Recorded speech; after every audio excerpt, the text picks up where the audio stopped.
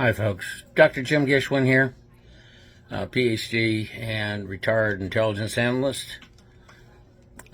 Folks, this is insane. I have fought communism my whole life. I was born during the Cold War, at the end of World War II.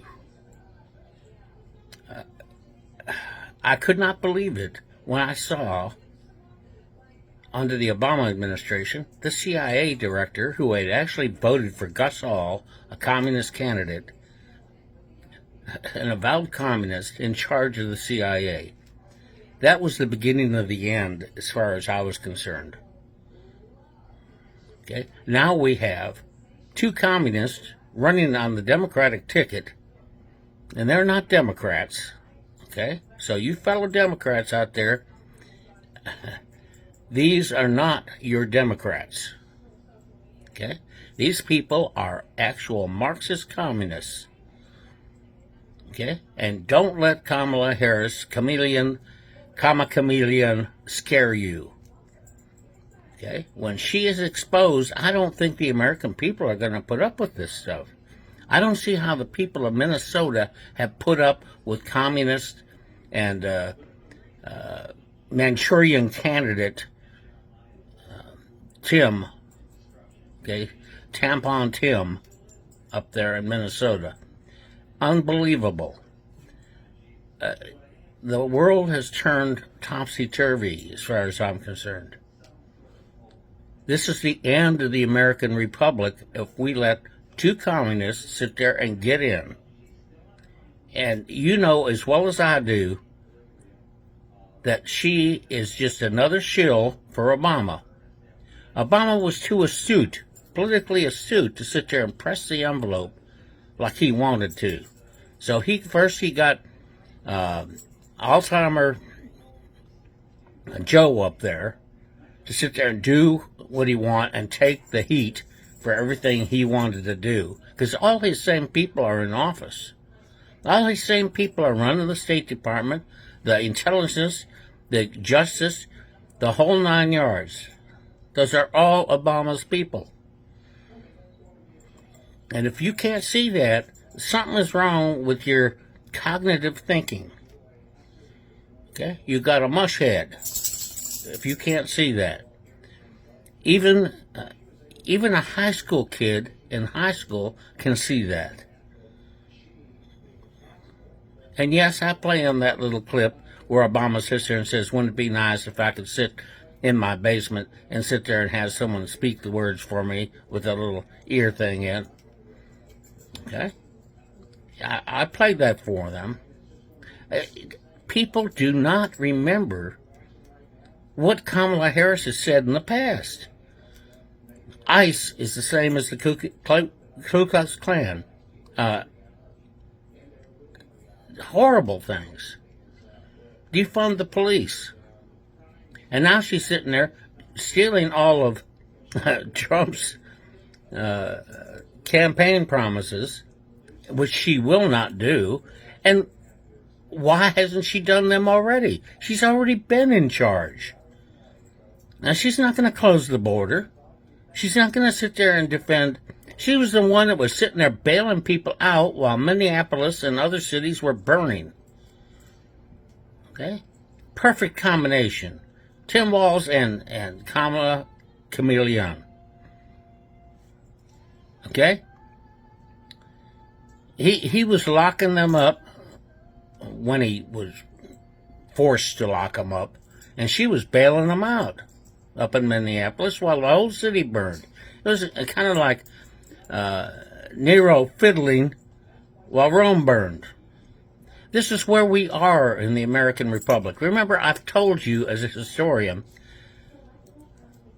that great powers do not last more than about 300, 350 years. We're towards the tail end. We can't let this disappear into the mist like the proverbial Brigadoon, okay, of old Scottish legends.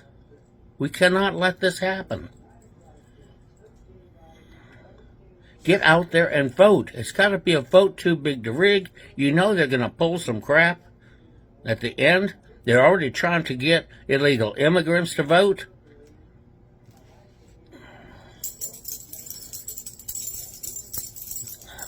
This is the end if you don't sit there and fix something. This is the end. Or am I going to be the voice crying in the wilderness? Am I the only one out here telling you how imperative this is that you get out and vote and make that vote count? True Democrats out there, please begin to realize that these people are not Democrats. Everything they sit there and saying they're doing to save democracy, for God's sake, is a farce. And complaining that Trump would be Hitler, Trump would be a dictator, heck, what have they already done? If Trump was going to be Hitler or a dictator, he would have done it last time. This guy doesn't need to sit there and be doing this. And be picking on Vance, for God's sake, a decorated war hero. And let me tell you something. As a Marine, okay, every Marine is a rifleman first and foremost. And they teach you that. And they pound that into your head. So for Vance and the rest of them to sit there and say, well, he was only a combat correspondent. Where do you think combat correspondents go? They go to combat and they take pictures and they correspond. Okay? And to sit there and get lambasted by that congressman who ran a radio show in Iraq, for God's sake, or in, I forget whether it was Iraq or Afghanistan, it doesn't really matter. That's what he did. So his whole purpose in joining the Marines was to sit there and use it for his political career. It was all about him.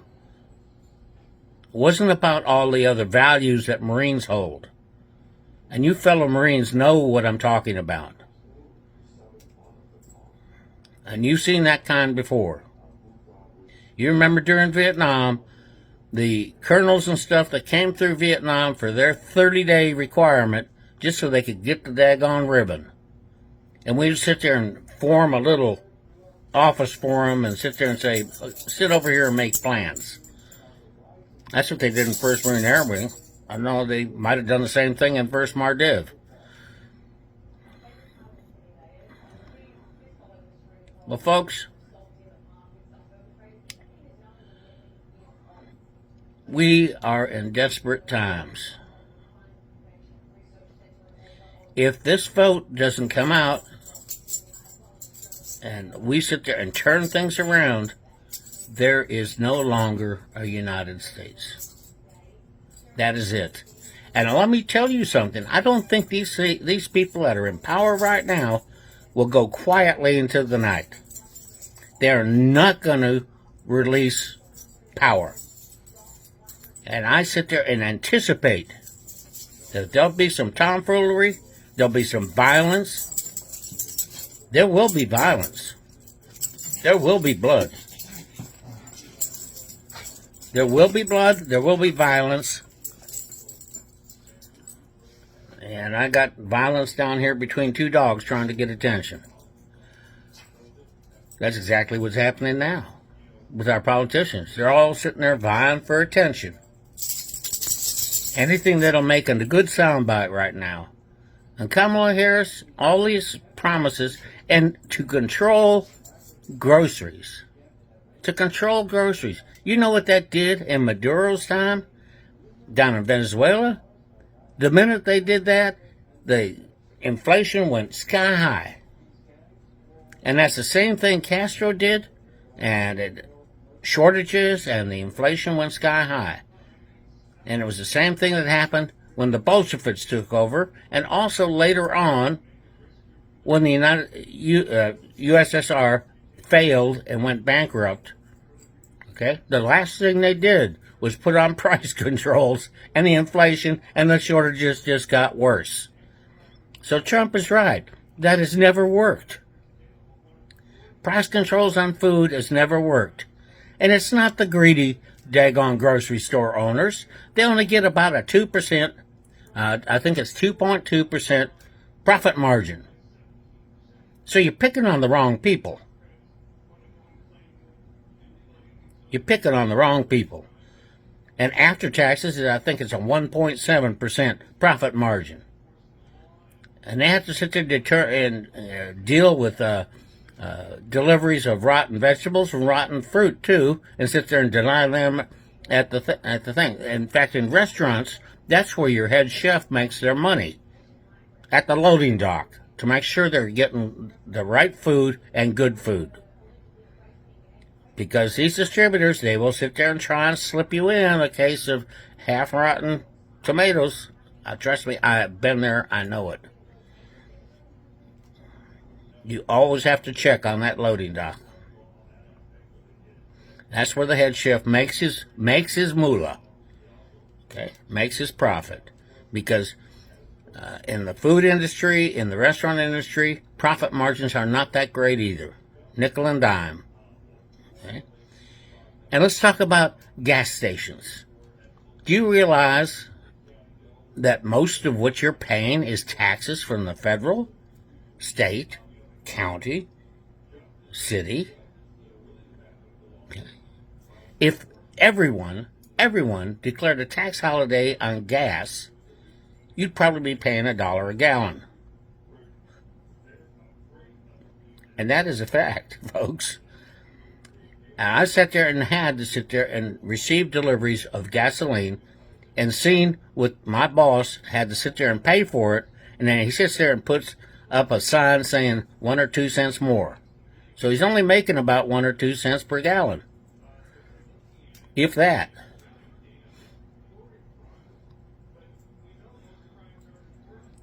Folks, that is retail. That is economics.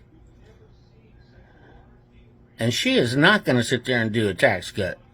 You can sit there and just put that in your pipe and smoke it. Not with all the things that she's got planned.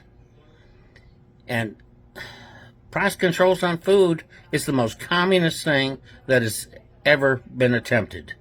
And it's always failed. You got two communists up there. You got Tim, who sits there and had to have his wedding anniversary at Tiananmen Square on the anniversary of the Tiananmen massacre. He taught in Chinese schools. Now, if you teach in a Red Chinese school, and I call it Red China, yes sirree, nationalist China, Taiwan, is where you get 80% of your chips from. So if Red China goes in and takes Taiwan, guess what? You ain't getting your car fixed because your car's got about 1,000 little chips in it. Okay? It's no longer something that you can fix in your backyard. And all of these people have in their arsenal, okay, the thing where 140 kilometers in the sky above us and Canada, if they exploded an atomic or a nuclear weapon at a certain size, everything below in the United States and Canada would be fried. That's not shielded. Now, the military, I know, shields their stuff. I don't know how good the shielding is. I don't sit there and want it to go through a test.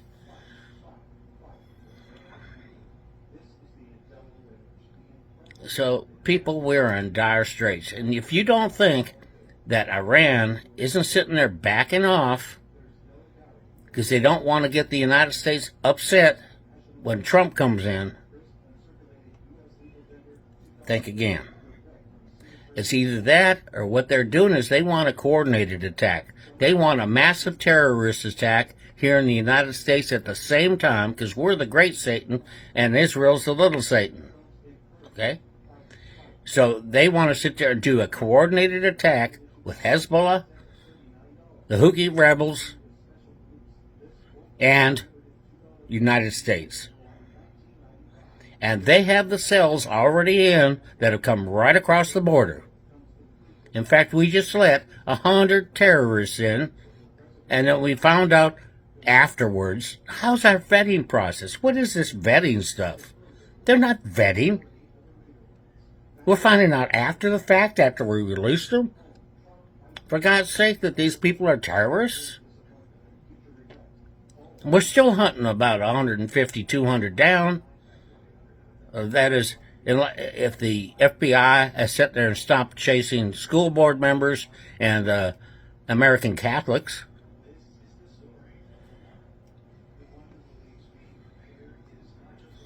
Get real, people. This is getting serious, and it's getting down and dirty. I predict that no matter who wins in November, there is going to be violence, because the people that are in charge right now do not want to let go of that power, will not let go of that power. They know it's their last chance. Just like I'm telling you, it's our last chance for freedom. Pray, pray, pray, pray, people, and also vote, vote, vote. I love you. I remain your humble servant. God bless you all.